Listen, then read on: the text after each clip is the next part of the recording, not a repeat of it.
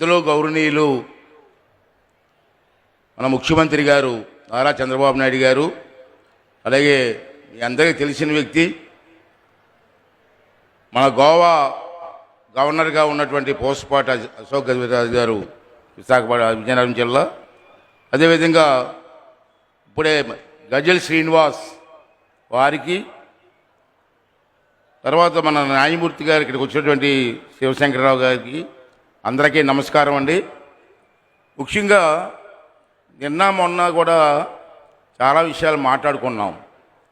మళ్ళీ అదే విషయాలు చెప్పకుండా కొన్ని కొత్త విషయాలు ముఖ్యమంత్రి గారు మన సమక్షంలో ఉన్నారు కాబట్టి నిన్న మొన్న చాలామంది మాట్లాడారు ఈ డయాస్ మీద.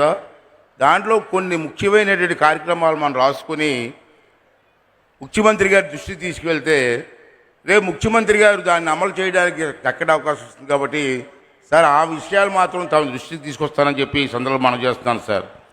మరి అదేవిధంగా ఇక్కడ ఉండే పెద్దలందరికీ ఈరోజు ఈ సమావేశానికి వచ్చే మీ అందరికీ కూడా నా నమస్కారాలు, ప్రెస్ వారు అందరికీ కూడా. మరి ముఖ్యంగా నేను మాట్లాడేది ఏంటంటే, ముందుగా నందమూరి తారక రామారావు గారు, ఈ వేదిక పేరు సార్ నందమూరి తారక రామారావు గారి వేదిక అని చెప్పి మన పెద్దలందరూ కూడా నామకరణం చేయడం జరిగింది సార్. ఈ వేదిక పైనే ఎందుకు పెట్టవలసి వచ్చిందంటే పెద్దలతో నిర్ణయం, రామారావు గారు తెలుగు భాషకు చేసినటువంటి కృషి మరువలేనిది. అసలు తెలుగువాడి గురించి ప్రపంచానికి చెప్పిన వ్యక్తి నందమూరి తారక రామారావు గారు అని చెప్పి ఈ సందర్భంలో మీ అందరికీ మనం చేస్తున్నాను. అది అనేక సందర్భాల్లో తెలుగు మాట్లాడుతూ ఉంటే, ఆ రోజు మా వయసు 25 సంవత్సరాల వయసులో వారు రాజకీయాలకు వచ్చారు. నాకు అప్పుడు 25 సంవత్సరాలు 24 సంవత్సరాలు. నాకు వారు మీటింగ్కి వెళ్తూ ఉంటే అది అనర్గంగా తెలుగు మాట్లాడుతూ ఉంటే అందరూ కూడా ఆశ్చర్యపోయి చూసి ఆనందించిన సందర్భాలు మాకు తెలుసు. అతను తెలుగుదేశం పార్టీ పేరు కూడా, ఒక రాజకీయ పార్టీ పేరు కూడా తెలుగుదేశం పార్టీ అని పెట్టేటువంటి మహానుభావుడు నందమూరి తారక రామారావు గారు చెప్పి ఈ సందర్భం మనం చేస్తున్నాను.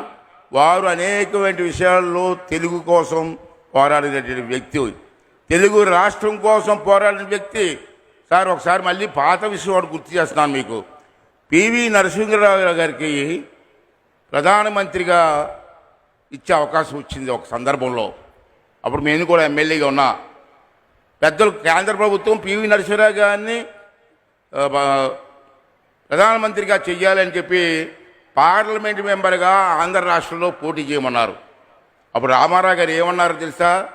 మన పార్టీ వాళ్ళందరూ వచ్చి పోటీ చేస్తామా వద్దని డిస్కషన్లో ఉన్నప్పుడు రామారావు గారి అన్న మాట ఏంటి తెలుసా? మనం పోటీ పెట్టొద్దు. ఆ రోజు చంద్రబాబు ఎన్టీ రామారావు గారు పోటీ పెడితే మనం గెలుస్తాం. పోటీ పెట్టొద్దు. కారణం ఏంటంటే మన తెలుగు బిడ్డ పివి నరసింహారావు ప్రధానమంత్రి అయ్యే అవకాశం వచ్చింది, మన పోటీ పెట్టొద్దని చెప్పి ఒక రాజకీయ నాయకుడు అన్నారంటే అతని మనస్తత్వం ఏంటో, తెలుగు వాళ్ళ మీద ఉన్న ప్రేమ ఏంటో ఒకసారి మీకు గుర్తు చేస్తానని చెప్పి ఈ సందర్భంలో మనం చేస్తున్నాను సార్. ఈవేళ ముఖ్యంగా చెప్పాల్సింది సార్, గజల్ శ్రీనివాసరావు గారు వాళ్ళ టీము, నేను 2 రోజుల నుంచి ఇక్కడే చూస్తున్నాను. కొన్ని వందల మంది రాత్రి పౌరులు కష్టపడి ఈ ప్రాంగణాన్ని ముస్తాబు చేయడమే కాకుండా సుమారు 35-40 దేశాల నుంచి ప్రతినిధులు వచ్చేసారు ఈ సభకి. వాళ్ళందరికీ కావాల్సిన ఏర్పాట్లు, సభ ఏర్పాట్లు, పెద్దల పేరున రోజు పూజలు, ఒక పక్క సాంస్కృతిక కార్యక్రమాలు అన్నీ పెట్టి ఈ సభను బ్రహ్మాండంగా నడిపించినటువంటి గజల్ శ్రీనివాసరావు గారికి కానివ్వండి, వాళ్ళ బృందానికి కూడా నా నమస్కారాలు తెలియజేస్తున్నాను సార్. సార్ లాస్ట్లీ ఇక్కడ నేను అబ్జర్వ్ చేసింది ఏంటంటే, పెద్దలు మాట్లాడినప్పుడు నేను కూర్చొని రాసుకుంటూ ఉన్నాను. నేను అబ్జర్వ్ చేసింది ఏంటంటే, ప్రజలకు కూడా చెప్తున్నానండి, ఇందాక మన ఎంపీ గారు బ్రహ్మాండంగా మాట్లాడారండి. ఫస్ట్ టైం విన్నాను స్పీచ్. బ్రహ్మాండంగా మాట్లాడారు ఎంపీ గారు. నిజంగా ఆర్టిఫుల్ చెప్తున్నాను నేను, చాలా బాగా మాట్లాడారు. అమెరికాలో ఉండి కూడా తెలుగు మీద అంత అభిమానంతో మాట్లాడారంటే నిజంగా మీ అందరికీ కూడా ధన్యవాదాలు చెప్పాల్సిన అవసరం ఉంది సార్. ముఖ్యంగా సార్, మన పిల్లలు తెలుగు కాకుండా వేరే భాషలో మాట్లాడే అవకాశం ఏంటి సార్? దీంట్లో తప్పేవారు సార్? తల్లిదండ్రులు కూడా బాధ్యత తీసుకోవాలండి. మీరు ఏమనుకుంటున్నారంటే మమ్మీ డాడీ అంటే అబ్బా మా అబ్బాయి ఇంగ్లీష్లో మాట్లాడుతున్నారు అనుకుంటున్నారు మీరు. మమ్మీ డాడీ ఏంటి? అమ్మ నాన్న, ఆ పదంలో ఎంత మాధుర్యం ఉందండి, ఎంత ప్రేమ ఉందండి. బయట మాట్లాడమనండి, ఇంట్లో కూడా మమ్మీ డాడీ లేటండి. తల్లిదండ్రులు కూడా మనం చేస్తున్నాను. నాకు ఒక మనవడు ఉన్నాడు, నాకు ఆడికి 4 సంవత్సరాలు మొన్న వచ్చాయి. 4 సంవత్సరాలు హైదరాబాద్ ఉంటాడు. ఒకసారి వెళ్తే గ్రాండ్ ఫాదర్ కూడా కాదు, గ్రాండ్ ఫా అంటున్నాడు ఆడు. నేను అన్నాను, పిలిచి నీతో మాట్లాడను అంటే ఏమన్నాడు, నువ్వు తాతయ్య అని పిలిస్తే మాట్లాడతాను, మాట్లాడనని చెప్పాను. అక్కడి నుంచి తాతయ్య గారు బాగున్నారా అంటున్నాడు.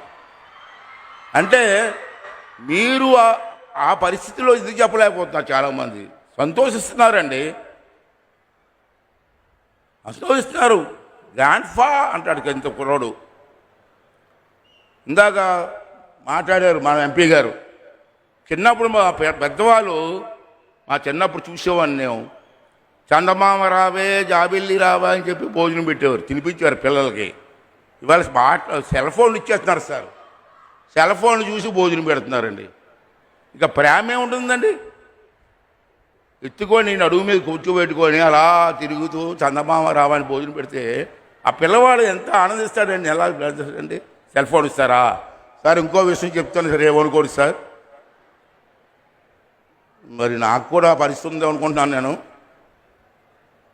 భోజనం వండమంటే సెల్ ఫోన్ చూసి భోజనం వండుతున్నారు సార్.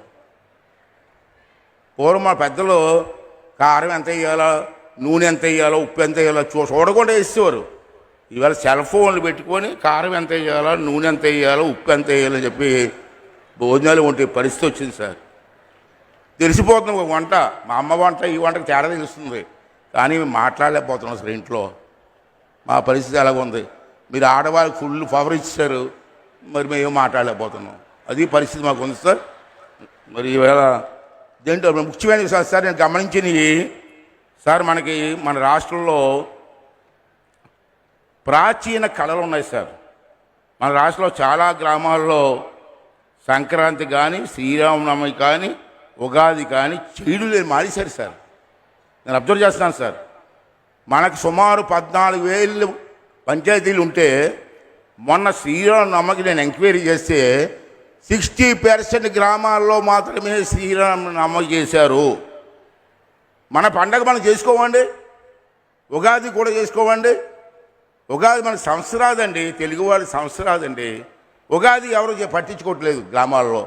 మనందరం కూడా చెయ్యకపోతే సంస్కృతి ఏమైపోతుందండి.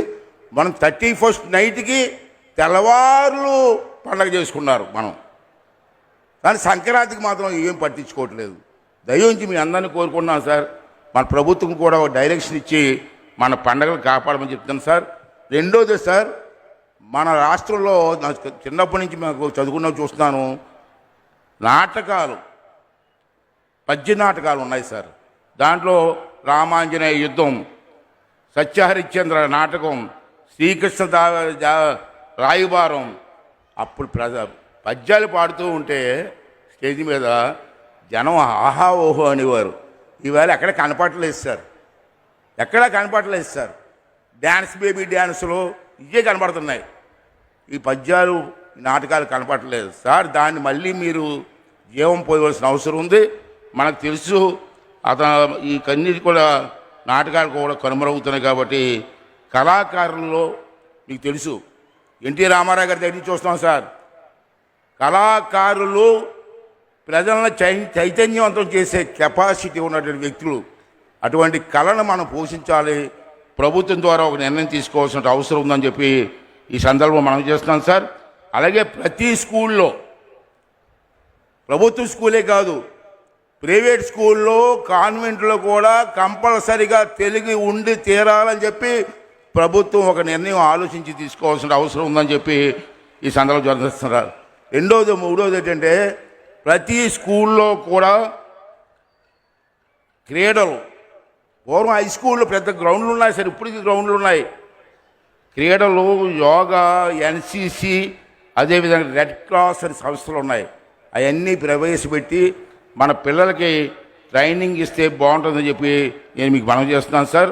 మరొక ముఖ్యమైన విషయం ఏంటంటే రాష్ట్రంలో ఉన్నటువంటి అన్ని స్కూల్లో కూడా చెప్పాను సార్ తెలుగు సబ్జెక్ట్ ఉండాలని.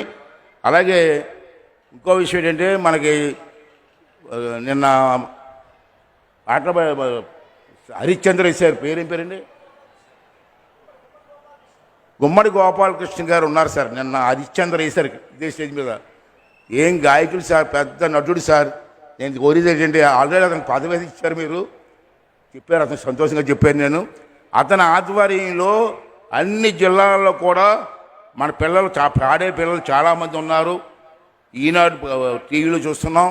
ఆ పిల్లలకు కానీ పద్య నాటకాల మీద ట్రైనింగ్ ఇస్తే వాళ్ళు ప్రతి ఊర్లో ఈ కార్యక్రమం చేసే అవకాశం ఉంటుందని చెప్పి ఈ సందర్భంలో మనం చేస్తూ, మరి అమరావతి పాట ఉంది సార్.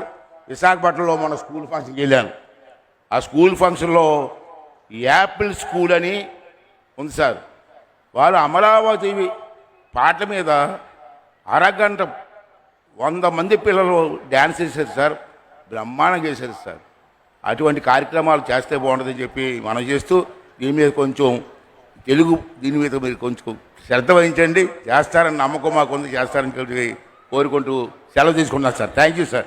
కొంచెం ఎక్కువ మాట్లాడాను, ఏమనుకోండి సార్.